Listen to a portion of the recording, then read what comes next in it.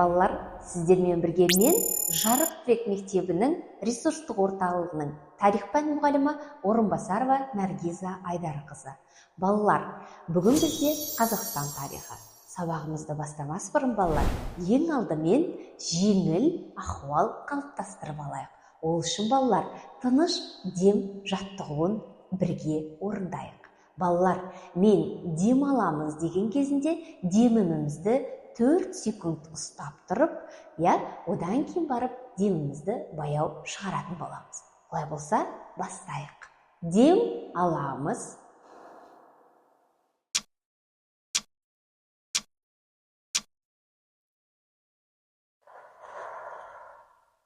Баяу осылай демімізді шығарамыз.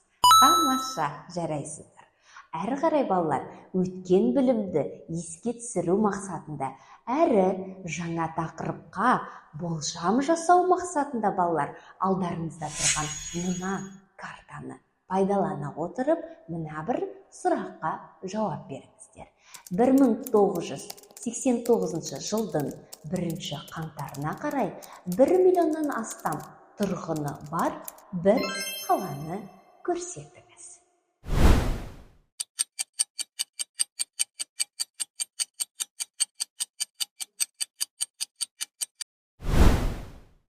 Тамаша балалар, жарайсыздар, дұрыс бақтыңыздар. Бұл Алматы қаласы болатын. Ендеше балалар, бүгінгі біздің сабағымыздың тақырыбына болжам жасап көрейік.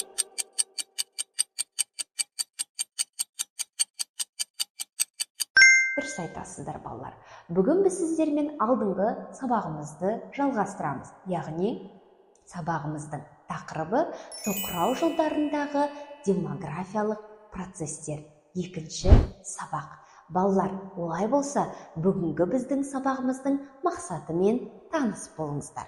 Бүгінгі сабақтың мақсаты демографиялық өзгерістердің себеп салдарын анықтау.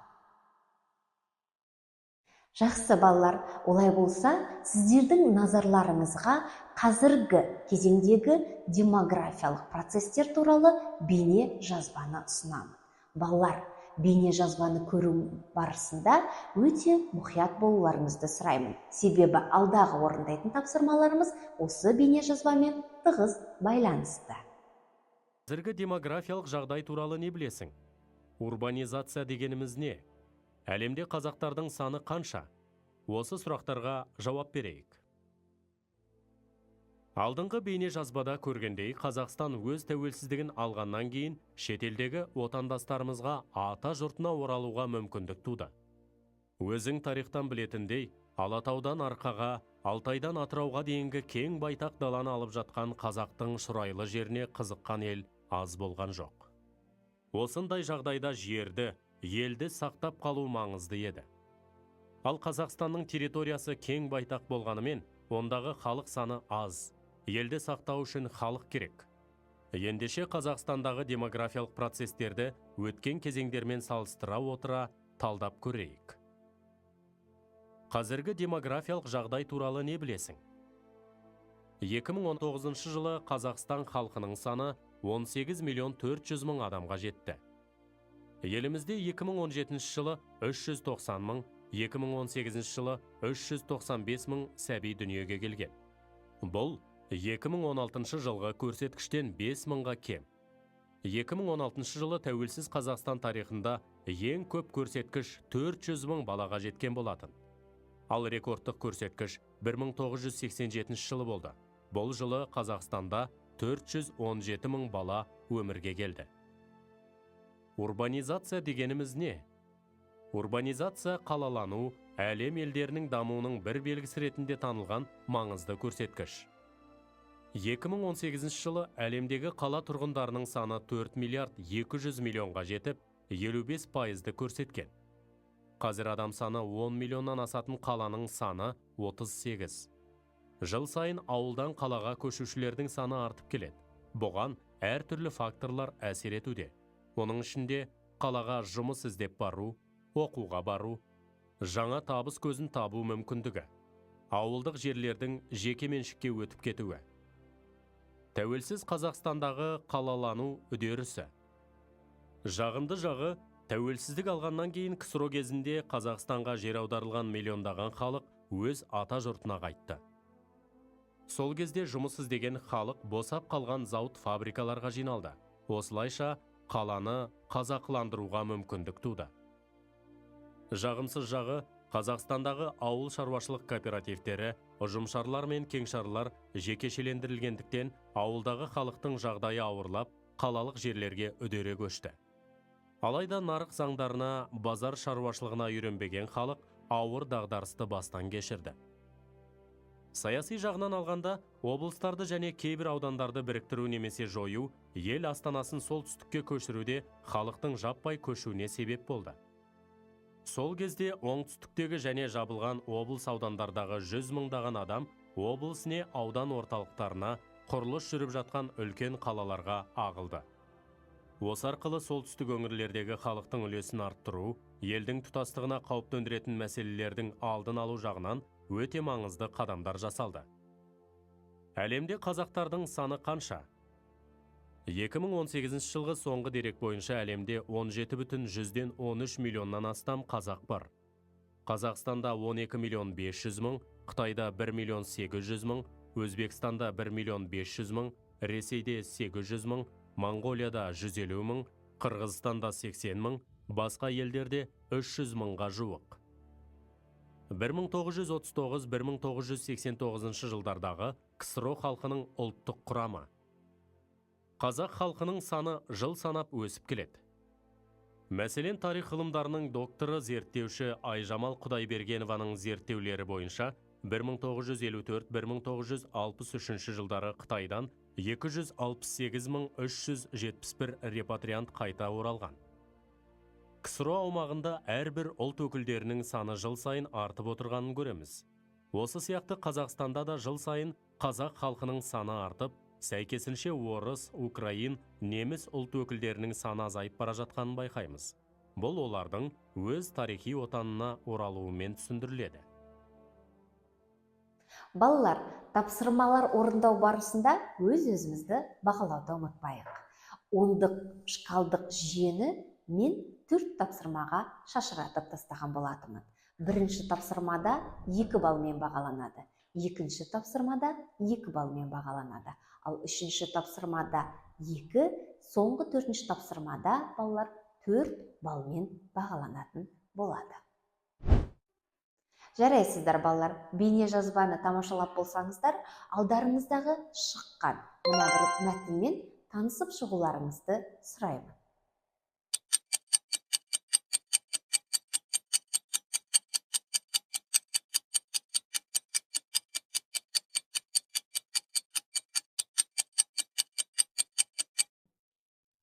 Жақсы балалар, мәтінді талдай отырып, ендіше бірінші тапсырмамызды орындайық. Бірінші тапсырмада балалар, Қазақстан үшін урбандалу процесінің тиімді әрі тиімсізін мына алдарыңызда тұрған 6 сөйлемнен анықтап, әрқайсының жанына тиімді не болмаса тиімсіз белгісін жазып шығуымыз қажет.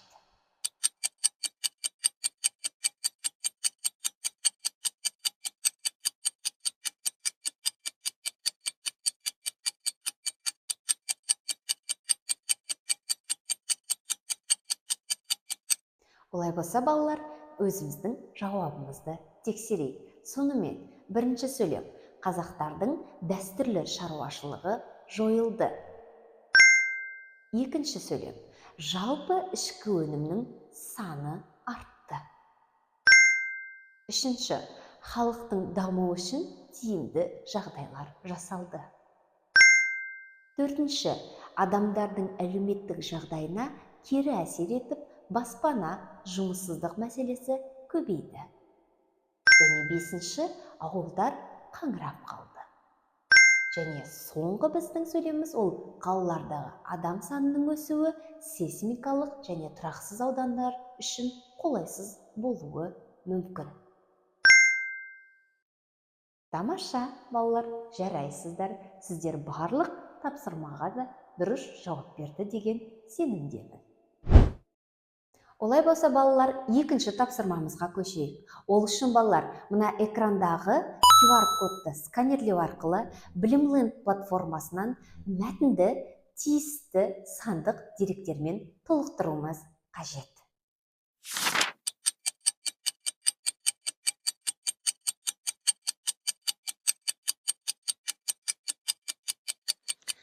Олай болса, балалар, тапсырманы орындап болсақ, өз-өзімізді тексерейік. 2019 жылы Қазақстан халқының саны 18.392.960 мың адамға жетті. Республикада 2017 жылы 390 мың, 2018 жылы 395 мың сәби дүниеге келді. Бұл 2016 жылғы көрсеткіштен 5 мың есеге кем. 2016 жылы тәуелсіз Қазақстан тарихында ең көп көрсеткіш 400 мың балаға жеткен болатын. Ал рекордтық көрсеткіш 1987 жылы орын алды. Ол жылы Қазақстанда 417 мың бала өмірге келді. Тапсырманы барлықтарыңызда дұрыс орындады деген сенімдемін. Тамаша, жарайсыздар. Жарайсыздар, балалар. Естеріңізге тағы да сала кетейін. Өз-өздеріңізді бағалап отырыңыздар. Балалар, әрі қарай 3-ші тапсырмамызды жалғастырайық. 3-ші тапсырмамызды орындау үшін оқулықтағы мәтінді пайдалана отырып, Қазақстандағы демографиялық процестердің себеп, салдарын анықтауымыз қажет.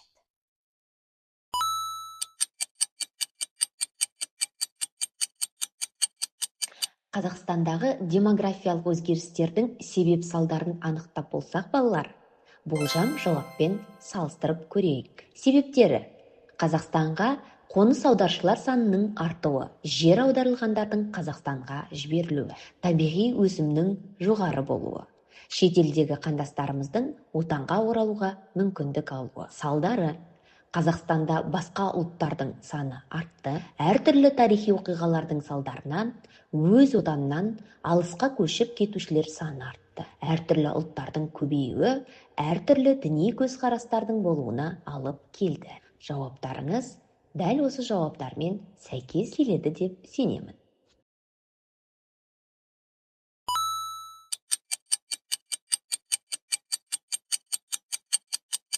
Олай болса, балалар, жауабымызды болжам жауаппен салыстырып көрейік. Сонымен, күшті жақтары: Қазақстанға қазақтардың қайта оралуы үшін қолайлы жағдайлар жасалуда. Әлсіз жақтары: әлемнің түкпір-түкпірінде отанға оралуға мүмкіндігі болмай отырған қазақтар көп.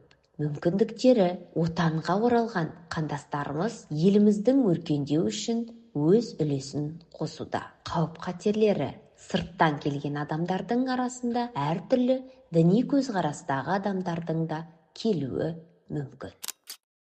Осымен, балалар, біз сіздермен 4 тапсырманы да орындап аяқтадық. Жарайсыздар. Өз-өздеріңізді бағалауды ұмытпаңыздар. Балалар, сабағымыздың қорытынды бөліміне де келіп жеттік. Балалар, сабақ барысында сабағымыздың мақсаты демографиялық өзгерістердің себеп салдарын анықтау керектігі. Оны біз сіздермен деректерді талдай отырып, статистикалық мәліметтерге сене отырып, мәтінді, оқулықтағы мәтінді пайдалана отырып, свод талдау жасау арқылы демографиялық өзгерістердің себеп салдарын анықтадық. Жарайсыздар. Ендеше, балалар, үйге тапсырма алыңыздар. Тапсырма: Қазақстан қалалары халқының әлеуметтік этникалық құрамы туралы ақпараттар бойынша графика немесе диаграмма жасап келу. Сабағымызды қорытындылай келе, тоқырау жылдарындағы демографияны бір сөйлеммен сипаттап көрейік. Мысалы, бұл кезеңде халық саны баяу өсіп, миграция күшейді.